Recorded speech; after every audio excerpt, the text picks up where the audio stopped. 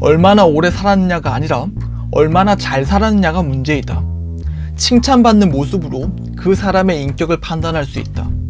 인간은 항상 시간이 모자란다고 불평하면서 마치 시간이 무한정 있는 것처럼 행동한다. 여러 명언들로 유명한 인생론의 저자 루키우스 안나이우스 세네카.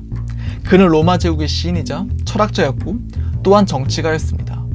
세네카는 로마의 황제였던 클라우디우스 1세가 죽은 후 아포콜로 킨토시스라는 풍자적인 찬양문을 적게 됩니다. 그리고 여기서 아우트 레젬 아우트 파툼 나시 오폴테레, 그러니까 번역하자면 왕으로 태어나든지 아니면 바보로 태어나야 한다라는 말을 하게 됩니다. 이게 도대체 무슨 말일까요? 우선 세네카와 클라우디우스 1세가 어떤 관계였는지부터 알아봅시다. 사후 풍자문을 적었다는 것에서부터 알 수 있듯 그리 좋지는 않았습니다. 아니, 사실 매우 좋지 않았습니다. 클라우디우스 1세는 로마의 제4대 황제입니다. 로마는 오랫동안 공화정의 역사를 가진 국가였고 황제정이 수립된 후에도 한동안 황제와 원로원 사이의 권력 다툼이 벌어졌죠. 특히나 클라우디우스 1세는 전임 황제이자 폭군이었던 칼리굴라의 축출 이후 추대된 황제였습니다.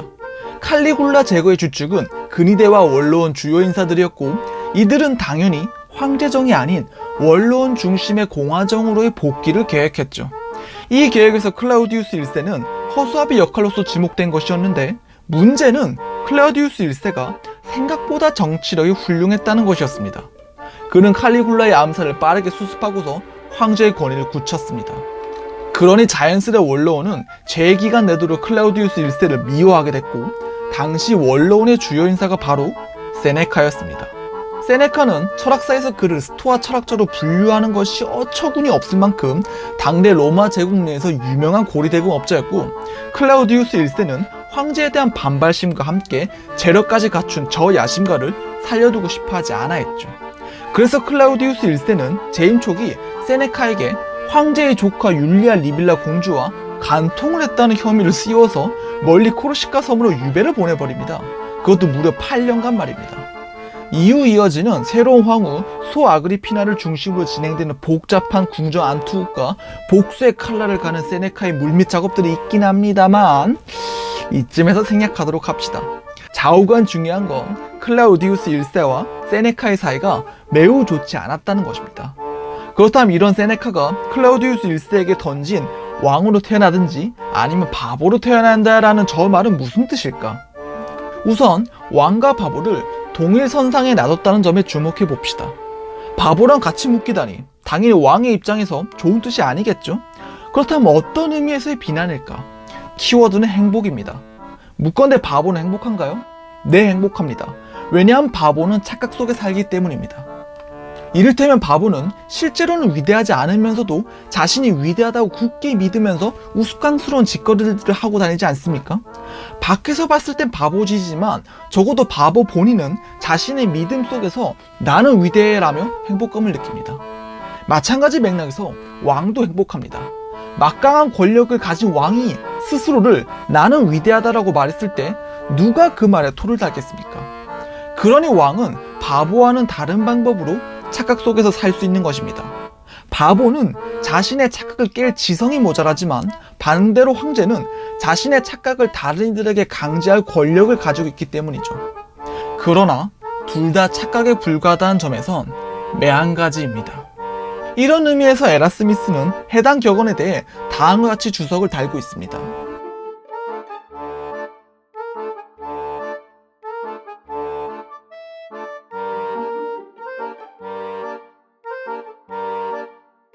결국 세네카는 저 격언을 통해 클라우디우스 1세에게 당신의 권위는 아첨꾼들에 의해 만들어진 거짓일 뿐 착각 깨쇼라고 호된 비난을 하고 있는 셈이죠. 그런데 그래서 정말 클라우디우스 1세가 저런 비난을 받을 만큼 우둔한 황제였는가? 그건 또 다른 문제입니다. 역사 시간이 아니므로 길게 설명드릴 수는 없지만 단지 원로원의 입장에서 클라우디우스 1세가 눈에 가시였을 뿐이었죠. 게다가 저런 말을 했던 세네카의 말년은 54년 클라우디우스 1세의 독살의 배후엔 소아그리피나와 세네카의 연합 세력이 있었습니다. 복수에 성공한 세네카는 소아그리피나의 아들이자 자신의 제자였던 네로를 황좌에 앉혔고 그로써 로마 제국의 최고 권력자가 되었죠. 그리고 폭군 네로에 의해 재판장에 서보지도 못한 채로 비참하게 살해당했습니다. 왕으로 태어나든지 아니면 바보로 태어나야 한다. 궁극적으로 모든 조언은 자기 스스로에게 하는 거라죠? 이와 마칩니다. 총총.